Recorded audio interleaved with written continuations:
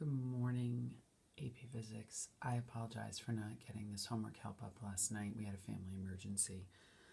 So I'm going to do this very quickly here in the morning, and we will adjust the due date to make it easier in case you've got more questions.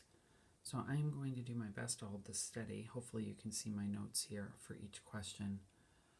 We're going to start with number 1. You're given 2 stars and they're revolving in a circular orbit.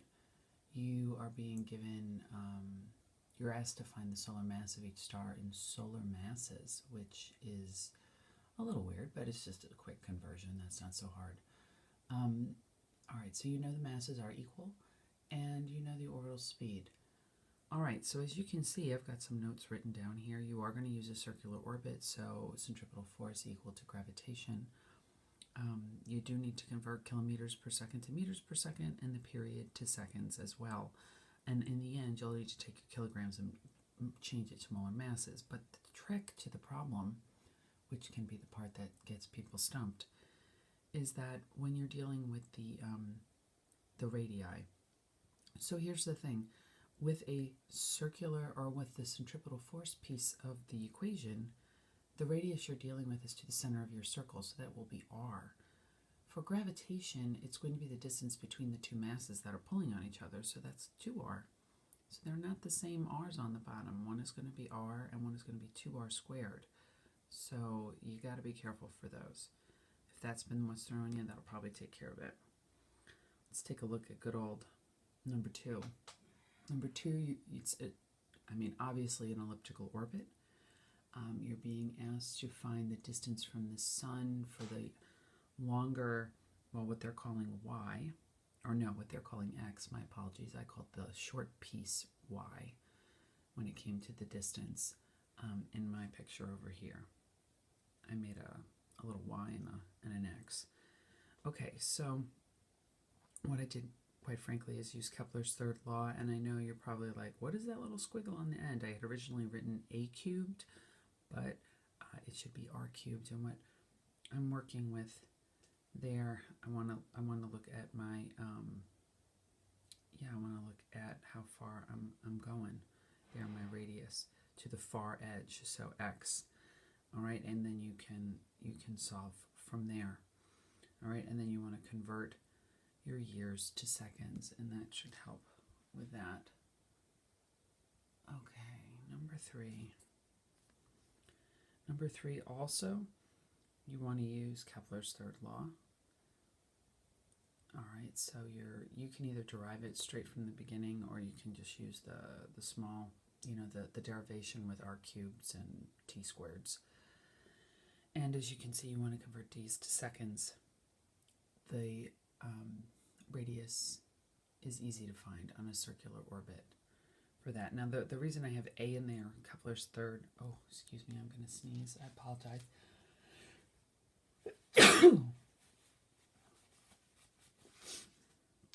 Sorry, early in the morning.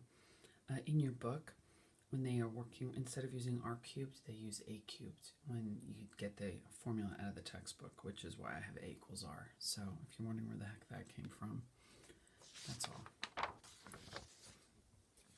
All right, let's move on to the spacecraft. No, this is the neutron star question, sorry.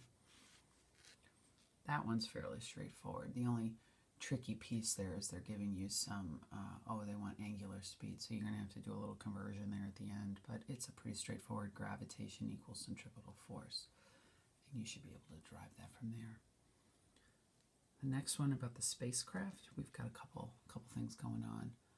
All right, so you've got 2 points there, or 2 parts there.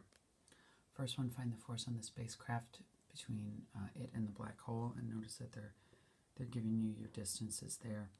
And what's our first one? Determine the total force on the spacecraft, blah, blah, blah. Okay, yeah, so use Newton's law of universal gravitation to solve for that. And for the difference in the gravitational fields, you're going to take the force from the front and subtract it from the force in the back. There you go. There you go. That should be pretty easy. Our next one, our satellite. Potential energy, don't forget, the r is not squared in the bottom of the potential energy formula when you use that. and use Newton's law of universal gravitation for part B, and remember Newton's third law for part C. All right, number 7. To what height will it rise? This is, I only crossed out potential energy here because it's not the only thing that you're going to use. You're really using conservation of energy. Remember, you need to include the potential energy when it's sitting on the surface of the Earth. And we want to know how high it will rise. So the potential energy on the right-hand side is not going to cancel out. Don't just cross it out because we did that for escape speed. Make sure you solve for the radius on the bottom of that fraction, and you should be okay.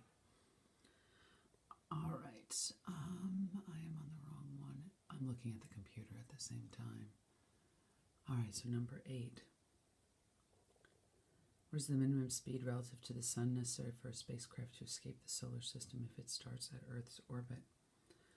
Okay, I am using the shortened formula here of escape velocity, but do realize that the formula in green at the, above it is how you begin to find escape velocity, and you shouldn't just memorize escape velocity. You should derive it when you get the chance, or when you're asked to do this on, say, the AP test or a test for me. You want to derive it from conservation, but you will put the negative potential energy on the right side of the equation to infinity, and then move the left-hand potential energy over to the right and solve for velocity.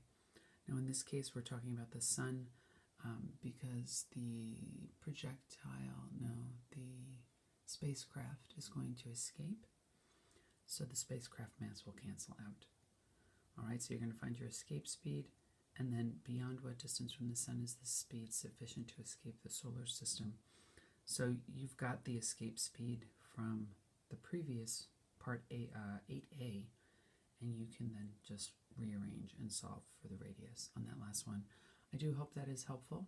Please let me know if you still have questions, and I will see you all in class.